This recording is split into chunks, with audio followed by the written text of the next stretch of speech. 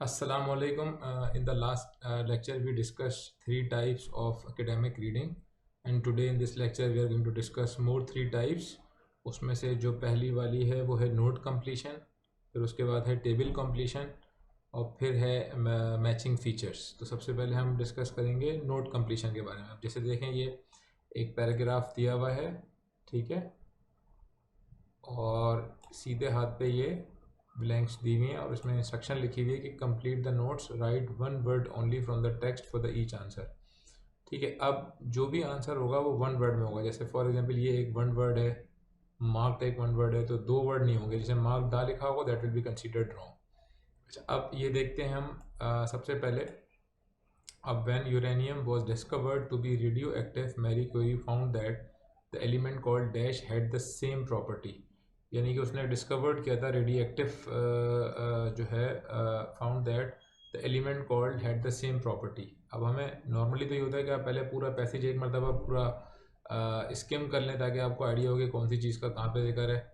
और जो कैंडिडेट जिनकी जो एविड रीडर होते हैं तो दे डू नॉट स्किम, वो डायरेक्ट क्वेश्चन पे जंप करते हैं और अपने आंसर निकाल लेते हैं कीवर्ड से। ठीक है, अब यहाँ पर देखें हम सबसे पहले हम बात कर रहे हैं इधर इसकी कि डिस्कवर्ड टू बी अट्रैक्टिव। अब देखें यूरेनियम की डिस्कवरी का जिक्र कहाँ होगा, यहाँ पे आप देखें ये डिस्कवरी का जिक्र लिखा हुआ है।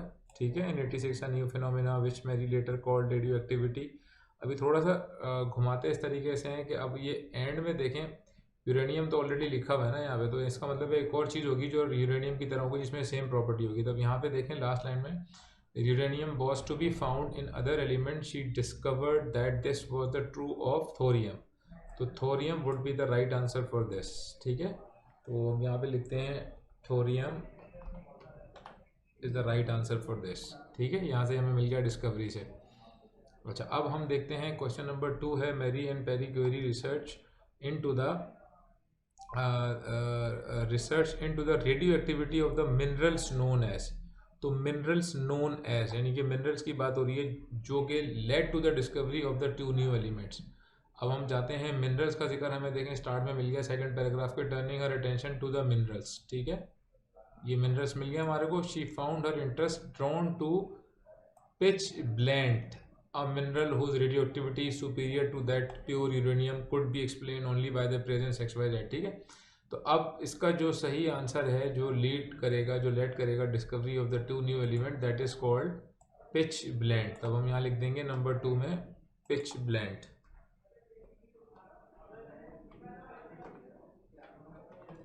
ठीक है, ये पिच ब्लेंड आ गया सेकंड के अंदर।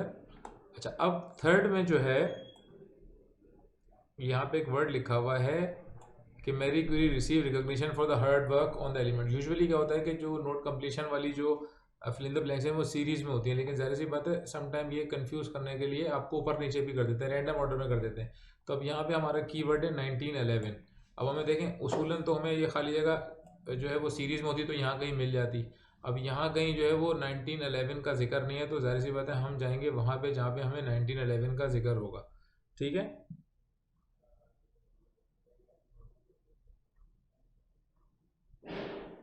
ये आ गया 1911। ठीक है, ये हमारा कीवर्ड आ गया जो हमने यहाँ से मैच कर लिया कि 1911 में मैरी क्यूरी ने रिसीव किया recognition for her work on the element. अब किस चीज़ पे, कौन से एलिमेंट पे इसने रिकॉग्निशन अवार्ड मिला, वो इसको मिला फॉर्म ऑफ रेडियम। ठीक है, RADIUM। अब हम यहाँ लिख देंगे RADIUM।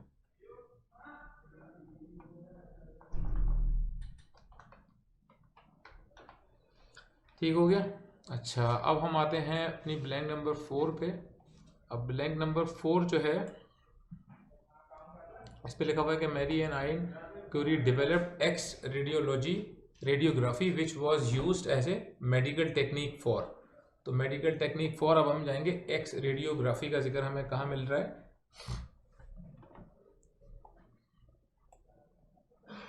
ये मिल गया मेरे यहाँ पे एक्स रेडियोग्राफी का मिल गया हमें। ठीक है, अब दोबारा सवाल पर आते हैं कि which was used as medical technique for, यानी एक्स रेडियोग्राफी जो है वो किस चीज़ के लिए इस्तेमाल होती है, मेडिकल से रिलेटेड। तो हम यहाँ पे पढ़ेंगे units came to be known as little Curies used for the treatment of wounded soldiers. तो किसके लिए इस्तेमाल होती है? वाउंडेड सोल्जर्स के लिए। तो मेनली क्या आएगा? सोल्जर आएगा। तो यहाँ पर हम लिखेंगे सोल्जर्स, ठीक है। अब हम जाएंगे अपनी खाली जगह, नेक्स्ट जो है हमारी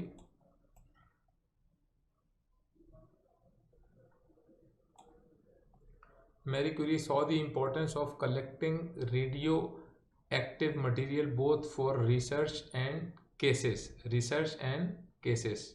अब इसका जिक्र देखते हैं कहाँ पर है।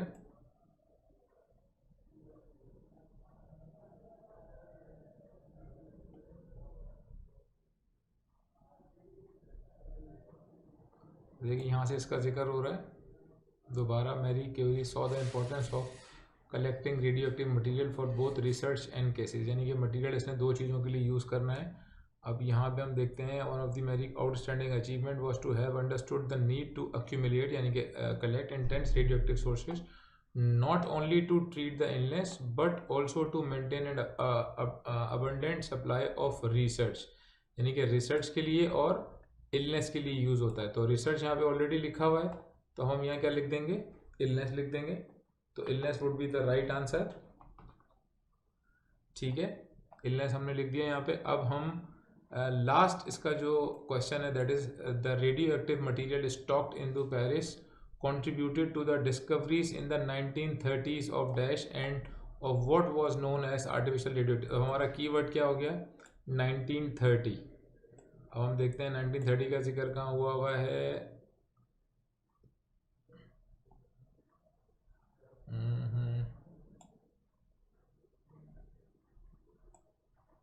1930 का जिक्र ये हुआ है, ठीक है।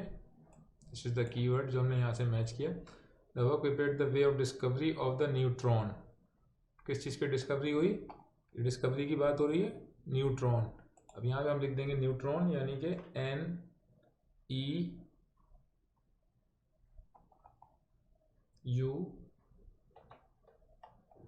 NEUTRON। So neutron is the right answer, ठीक है। क्लियर हो गया। अब हमने क्या किया? हमने सबसे पहले तो इंस्ट्रक्शन पढ़नी है कोड से कि नो वन वर्ड ओनली, तो जो भी आंसर आएगा वन वर्ड में आएगा। जैसे अब यहाँ पे एक आंसर आया था सोल्जर्स वाला, तो सोल्जर से पहले बाउंडेड सोल्जर्स लिखा हुआ था। तो मैंने आपको क्या बताया कि क्योंकि ऊपर वन वर्ड लिखा हुआ था तो मेन वर्ड क्या आएगा? सोल्जर्स। तो वो हमने यहाँ लिख दिया। तो ये इसकी टेक्निक होती है नोट कंप्लीशन क्वेश्चंस, ठीक है।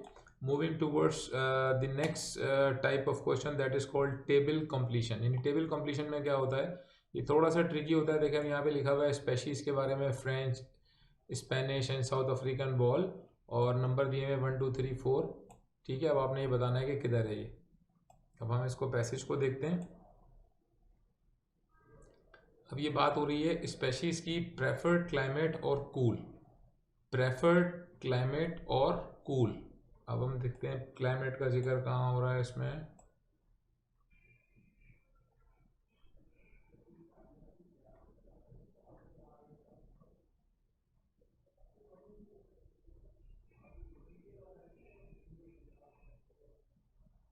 अब ये देखें यहाँ पे जिक्र हो रहा है cooler environment. Cooler environment of the state of the Victoria the large is match with smaller tempered climate, ठीक है।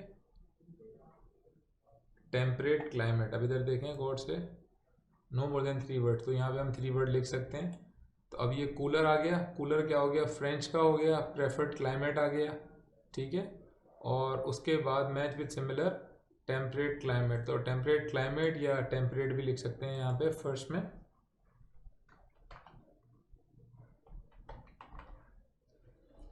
अच्छा, अब उसके बाद दूसरा है south African ball roller. South African ball roller, और ये अब हमें देखना है कि ये साउथ अफ्रीकन बॉल रोलर का जिक्र कहाँ है।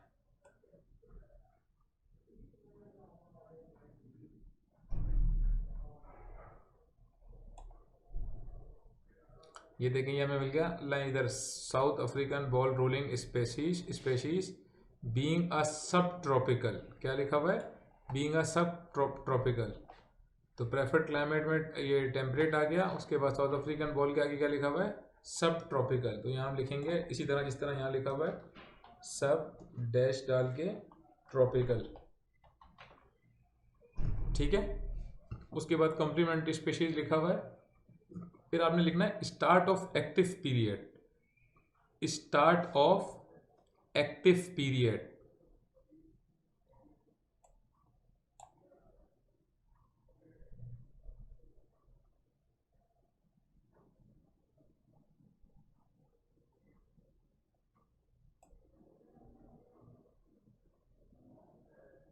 इसका देखेंगे एक्टिव पीरियड का जिक्र कहाँ है, एक्टिव पीरियड का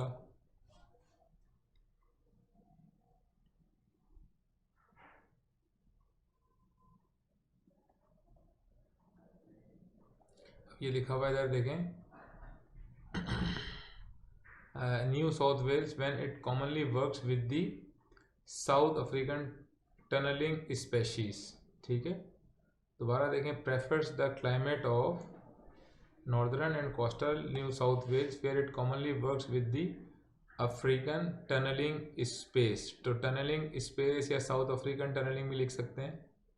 तो यहाँ पे हम लिखेंगे टनलिस स्पेशीज, ये यहाँ पे हम लिख देते हैं टनलिंग, सॉरी मेरी मिस्टेक हो गई, ये थर्ड जो थी थर्ड वाली जो फिल इन द ब्लैंक थी वो कॉम्प्लीमेंट्री स्पेशीज़ की बात हो रही है। ठीक है, कॉम्प्लीमेंट्री स्पेशीज़ उनके बारे में बात हो रही है। तो ये कॉम्प्लीमेंट्री जो है स्पेशीज़ का जिक्र यहाँ पे हो रहा है। Subtropical prefers the climate northern coast Wales it commonly work with the South African tunnelling. तो ये हमने लिख दिया यहाँ पे टनलिंग। ठीक है, थर्ड वाला आंसर हो गया। अब फोर्थ है स्टार्ट ऑफ एक्टिव पीरियड। अब स्टार्ट ऑफ एक्टिव पीरियड, अब एक्टिव पीरियड कौन सा इनका है, जो स्टार्टिंग एक्टिव पीरियड है वो यहाँ से स्टार्ट हो रहा है। ये देखें, अर्ली स्प्रिंग में स्टार्ट हो रहा है, which multiply rapidly in early spring. तो यहाँ पर हम लिखेंगे अर्ली स्प्रिंग,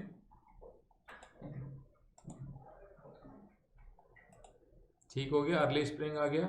और पांचवा है कि नंबर ऑफ जनरेशन, ये इसी के आगे लिखा हुआ है 2 to 5 जनरेशन्स। तो ये नेक्स्ट आंसर भी हमें यहाँ से मिल गया। तो ये हमारे हो गए सारे आंसर। ठीक है, तो हमने भी कीवर्ड से जाना होता है कि प्रेफर्ड क्लाइमेट क्या है, कूल का जिक्र हुआ तो हमने वहाँ से टेम्परेट उठा लिया। फिर उसके बाद साउथ अफ्रीकन बॉल रोलर का जिक्र आया, सब ट्रॉपिकल हो गया। ठीक है, ये सब ट्रॉपिकल, हाँ ठीक है, ट्रॉपिकल ओ लगा हुआ है इसमें, सब ट्रॉपिकल हो गया। ठीक है, उसके बाद कॉम्प्लीमेंट्री जो स्पेशीज़ हैं वो टनलिंग आ गई, साउथ अफ्रीकन टनलिंग या सिर्फ टनलिंग। फिर उसने जो एक्टिव पीरियड बताया वो ये वाला बताया, और उसके बाद नंबर ऑफ जनरेशन 2 to 5 इसकी। ठीक है, तो ये थोड़े से ट्रिकी होते हैं क्योंकि ये कहलाता है टेबल कंपटीशन। अगर आपको टेबल समझ में नहीं आएगा तो you will there are chances that you might make mistakes in this. ठीक है, now moving towards the third type, that is matching features.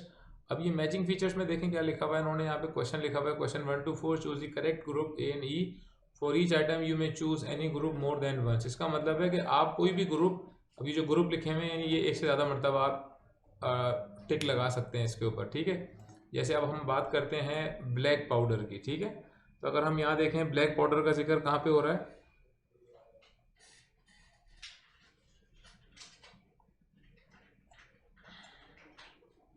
ये जिक्र हो रहा है ब्लैक पाउडर का। ठीक है, credit the Chinese with its discovery, यानी कि चाइनीज लोगों ने इसको डिस्कवर किया है ब्लैक पाउडर को। अब ब्लैक पाउडर का नंबर क्या है भाई, ब्लैक पाउडर चाइनीज ने किया है, चाइनीज का है ए, तो हम इसको यहाँ पे टिक कर देंगे ए।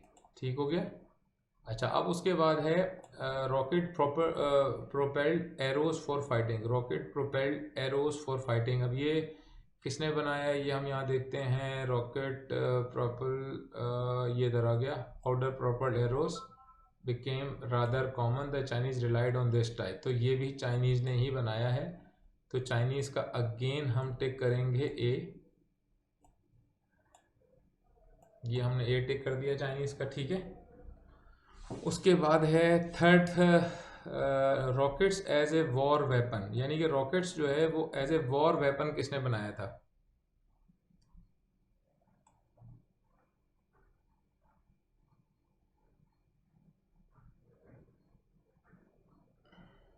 अब यहाँ पे देखें लिखा हुआ है कि prior to this rockets were used only in pyrotechnic displays, the incentive for the more aggressive use of the rockets came not from within the Europe, यानी कि यूरोप से नहीं आया continent, but from far away India.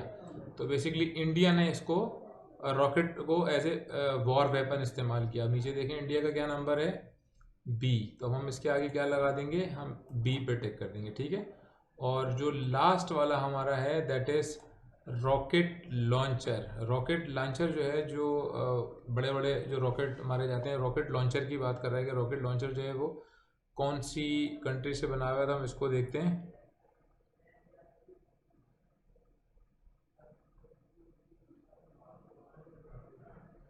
That is again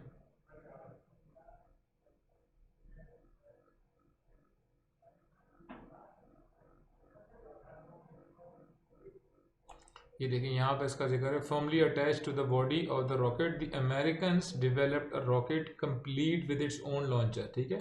so this would be the answer, the Americans. अब Americans का नंबर कौन सा है, अमेरिकन का नंबर है E. So now here we will take the E. सो ये हमारा हो गया मैचिंग फीचर्स, ठीक है। सो ये इतना ज़्यादा डिफिकल्ट नहीं होता, अगर आपको ये समझ में आ जाए चार्ट किस तरह होता है। अब आपने देख लिया एक दफ़ा कि इसमें चाइनीज़, अमेरिकन, इंडियन, ये सारे लिखे हुए, और ये इन्होंने कीवर्ड दिए हुए, जैसे ब्लैक पाउडर है, रॉकेट प्रोपेल्ड एरोज हैं, rockets as a war weapon है, इसको आपने देखना है। और जहाँ पे भी आप इससे रेलिवेंट वर्ड देखेंगे तो आप उसको अंडरलाइन कर देंगे, यानी कि उसको स्कैन कर देंगे, मतलब अंडरलाइन करके फिर उसको स्कैन करेंगे कि वो मैच हो रहा है कि नहीं हो रहा। तो जिससे मैच हो रहा है उसका नंबर यहाँ लगा देंगे, ठीक है। तो टोटल हमने अभी तक 6 टाइप्स करी हैं एकेडमिक रीडिंग की। मैं एक दफ़ा रिपीट कर देता हूँ। Multiple one choice answer type 1 थी, जिसमें सिंगल आंसर को टिक करना होता है। फिर multiple choice more than one answer हमने दूसरी टाइप की थी। फिर थर्ड वाली हमने करी थी ट्रू फॉल्स नॉट गिवन वाली। पिछले लेक्चर में इन 3 टाइप्स कवर करी थी, और इस चैप्टर में फिर हमने मजीद नई 3 टाइप्स कवर करी हैं, जिसमें से पहली वाली है नोट कंप्लीशन और टेबल कंप्लीशन और मैचिंग फीचर्स। तो हमारी टोटल 6 टाइप्स हो गई हैं। और आपको इसमें से कोई भी चीज़ अगर समझ में नहीं आ रही तो आप वीडियो को दोबारा रीप्ले कर सकते हैं, फिर भी समझ में नहीं आया तो आप कमेंट्स कर सकते हैं। अगर कोई और आपका सजेशन है कि कोई मज़ीद इसकी एग्जांपल दी जाए तो आप कमेंट कर सकते हैं। हमारा व्हाट्सएप का नंबर है, उस पर रब्ता कर सकते हैं। तो इंशाल्लाह ताला फिर हम मिलेंगे नेक्स्ट लेक्चर में जो रिमेनिंग टाइप्स हैं उसके साथ, ठीक है। Thank you so much.